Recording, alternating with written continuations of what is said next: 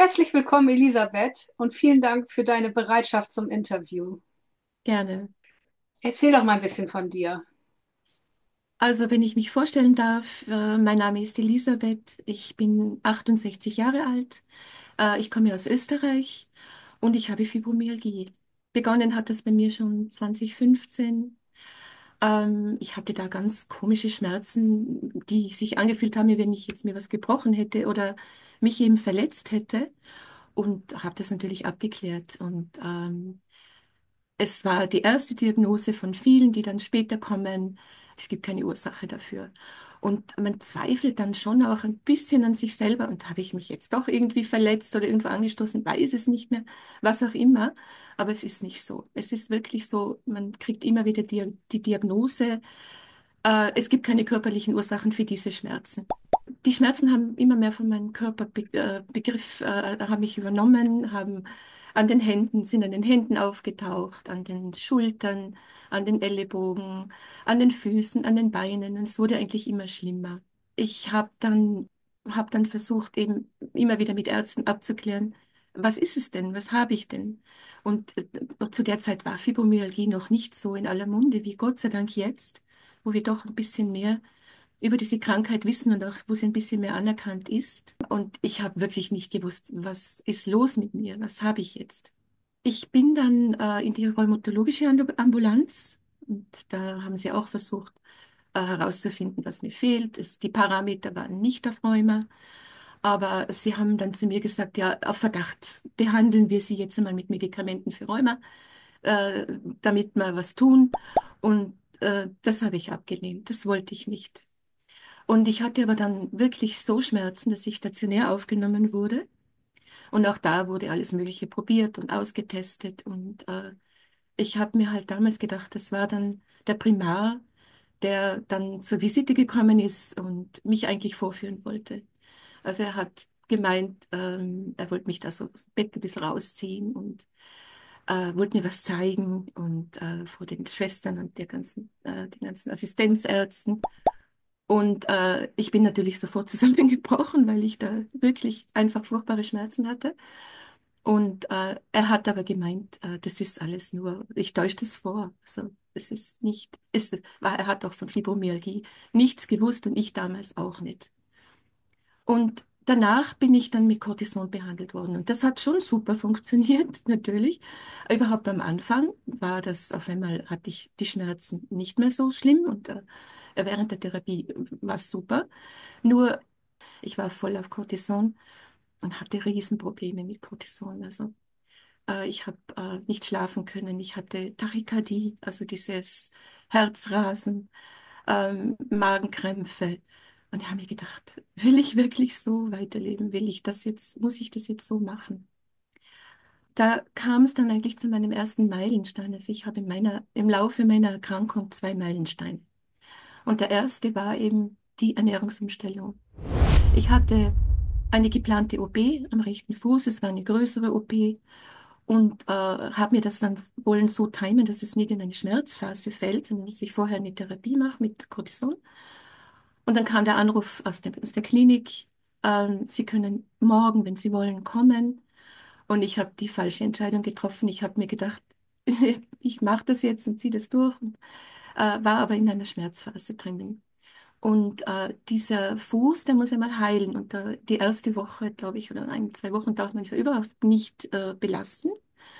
Und dann haben sie mir natürlich Krücken gegeben und Gehhilfen, und ich konnte nichts halten. Ich konnte die nicht halten. Ich bin auch sogar hingefallen. Der einzige Ausweg war dann der Rollstuhl. Ich musste mit dem Rollstuhl zurechtkommen. Das war die erste Begegnung mit dem Rollstuhl.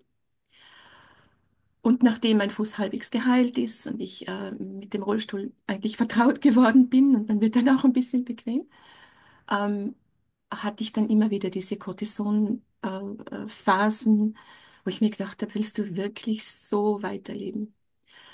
Und dann habe ich mir gedacht, ich muss jetzt irgendwas tun, ich muss was finden. Und ich habe es alleine gemacht. Ich hatte keinen Arzt, der mich da berät. Ich habe im Internet recherchiert, und meine Überlegung war folgende.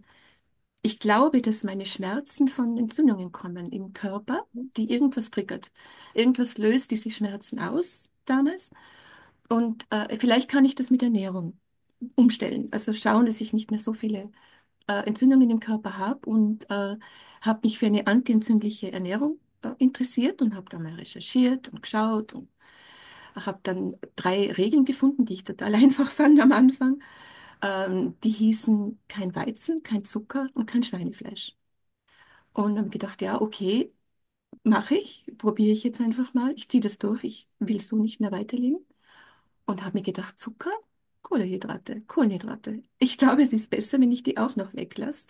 Und ich habe das dann auch gemacht. Ich habe wirklich keine Kartoffeln, kein Brot, keinen Reis, keine Nudeln, schon gar nicht Zucker in irgendeiner Form mehr gegessen und kein Schweinefleisch, vor allen Dingen auch Fleisch wirklich reduziert. Und der Erfolg war sensationell. Also ich traue mich zu sagen, geheilt. Ich konnte wieder alles machen. Ich konnte gehen. Ich hatte keine Schmerzen mehr.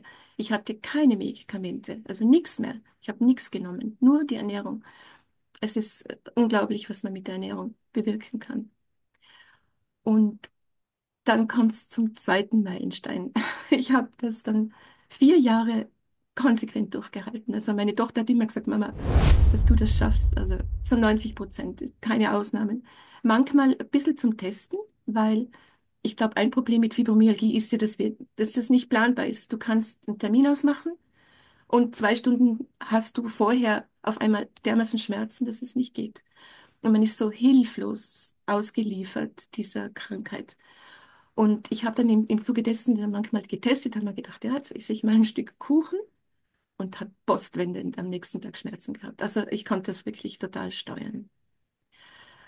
Und leider habe ich dann 2022 einfach ein furchtbares Jahr, so wie es bei jedem, bei vielen Menschen ist, es einfach alles zusammenkommt, gehabt. Es war ein familiären Umkreis. Meine Eltern sind beide gestorben.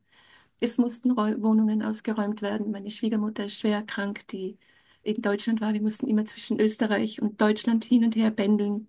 Ich hatte Nierenstein, ich hatte irrsinnige, also noch zu den Fibromyalgie-Schmerzen, diesen Nierenstein, hatte da die OP geplant, konnte sie nicht durchführen, weil das Begräbnis war von meinem Vater und es war einfach zu viel. Also es war einfach wirklich zu viel und ich habe gemerkt, ich schaffe das nicht mehr. Mein Kopf lässt mich jetzt nicht mehr, also nicht von 0 auf 100 jetzt sofort wieder Zucker, aber ich habe halt Ausnahmen gemacht und die sind halt immer Mhm. mehr geworden.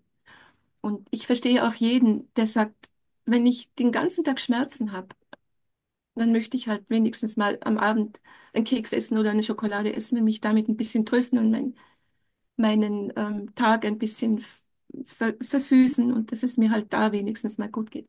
Ich kann da jeden verstehen, das ist wirklich, wirklich, wirklich sehr schwierig. Ich kann nur sagen, wenn man mal probiert mit der Ernährung, einmal einfach nur mal eine Woche das durchzieht, dann kriegt man auch da Lebensfreude, weil Mhm. man fühlt sich auf einmal wieder ganz anders. Also man fühlt sich auf einmal wieder gesund und es geht einem besser, man hat wieder Elan und man hat wieder Freude.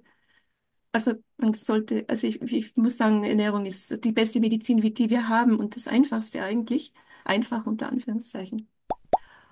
Natürlich ist bei mir, nachdem ich die Diät abgesetzt habe, die Fibromyalgie voll zurückgekommen, also mit voller Wucht. Und das hat angefangen dann auch noch zusätzlich zu den Schmerzen mit neurologischen Ausfällen. Also ich hatte so Ameisenlaufen und Kribbeln in den Beinen. Und ich habe die Fußsohlen überhaupt nicht mehr gespürt, die waren weg. Also ich konnte nur mehr so watteartig so das fühlen an den Füßen unten, an den Fußsohlen. Und habe mir dann gedacht, jetzt kriege ich auch noch Polyneuropathie oder Mhm. irgendwas in der Richtung. Aber man versucht dann natürlich dann da rauszukommen. Und der schlimmste Tag war dann am 24. Jänner 2023. Weil es mir ja vorher so gut ging, habe ich ja wieder begonnen zu studieren an der Universität und mit Freude und unglaublich gerne das gemacht und war auf dem Weg eben mich da herzurichten, also zu duschen. Und ich stehe da vor der Dusche und auf einmal kommt ein Krampf vom Kopf bis zu den Zehen und ich bin hingefallen. Ich konnte meine Beine nicht mehr spüren. Die haben gekrampft. Es war unheimlich dazu zu schauen, was da passiert, ohne dass ich eingreifen kann, dass ich was tun kann. Und ich habe dann Gott sei Dank das Handy mit dem Pyjama runterziehen können und das ist auf den Teppich gefallen und konnte Hilfe holen.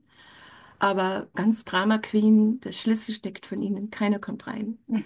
Und dann musste natürlich die Feuerwehr kommen und im ersten Stock das Fenster einschlagen und mich dann eben da rausholen. Ei. Ich konnte wirklich mich nicht mehr bewegen. Es ging nicht mehr. Und ich bin dann ins Krankenhaus gekommen und wieder dasselbe Spiel, alle möglichen Tests. Es gibt keine körperlichen Ursachen für diese Ausfälle, für diese Lähmung.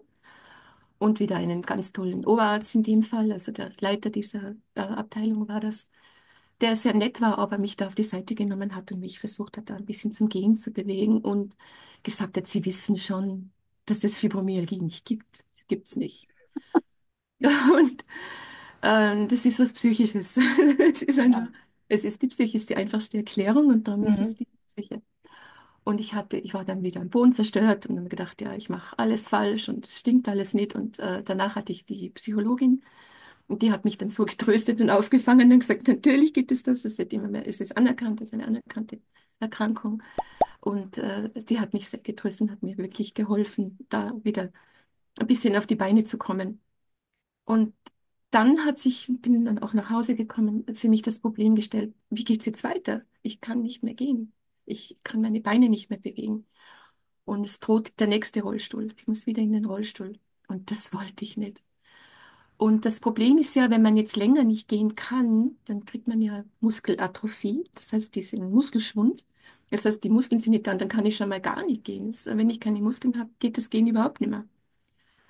Und dann habe ich wirklich gesagt, nee, also jetzt auf und bewegen und mit Schmerzen jeden Tag raus. Und wenn es 5 Schritte sind und unter Tränen, ich habe geweint beim Gehen, weil es so furchtbar wehgetan hat und mir gedacht, nein, die Alternative ist der Rollstuhl und den will ich nicht.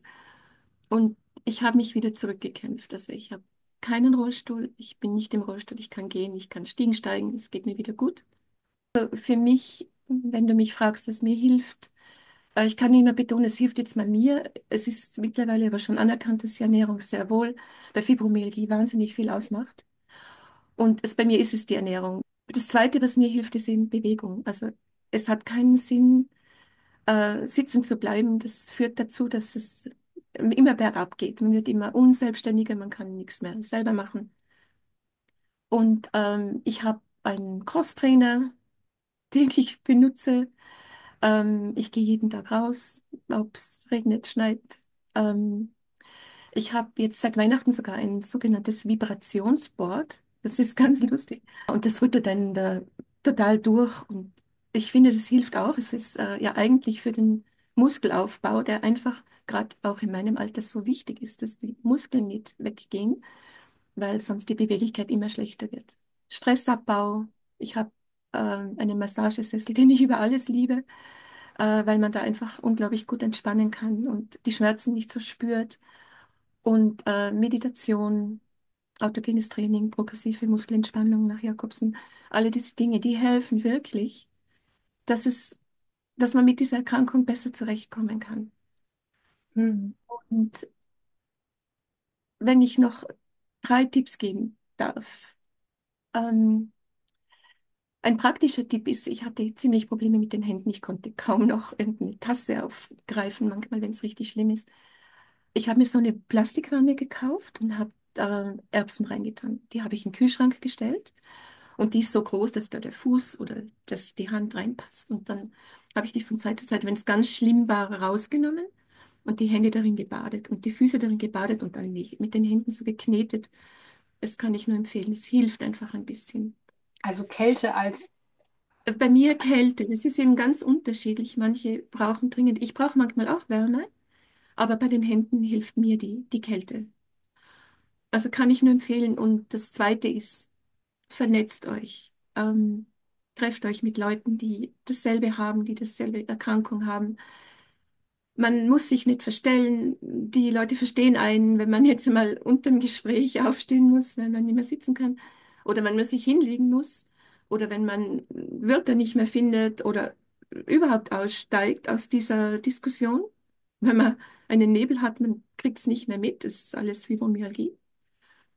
Ähm, Man darf so profitieren. Und auch wenn es einem schlecht geht und man sich denkt, ich kann heute nicht raus aus dem Haus, wenn man sich überwindet und geht hin und danach geht es einem viel, viel besser. Also viel Mut, das zu machen. Und das Dritte ist, erzählt eure Geschichte, so wie ich heute. Jede Geschichte ist wichtig, man kann nur lernen daraus. Äh, Man muss sich nicht fürchten. Wir haben diese Erkrankung, wir müssen damit zurechtkommen. Und man kann damit auch Carola unterstützen, die eine großartige Arbeit macht im Sinne unserer Erkrankung mit Aufklärung und allem Möglichen, wofür ich mich sehr herzlich mal bei dir bedanke. Und habt den Mut und sprecht einfach auch mal drüber und erzählt eure Geschichte, so wie ich heute. Schönes Abschlusswort, Elisabeth. Vielen herzlichen Dank. Sehr gerne. Wenn du mehr Geschichten wie diese hören möchtest, dann schau mal in meine Interview-Playlist. Dort findest du Geschichten von Menschen, die ihre Erfahrungen ganz offen teilen. Und wenn du selbst etwas zu erzählen hast und deine Geschichte teilen möchtest, dann melde dich bei mir. Bis bald.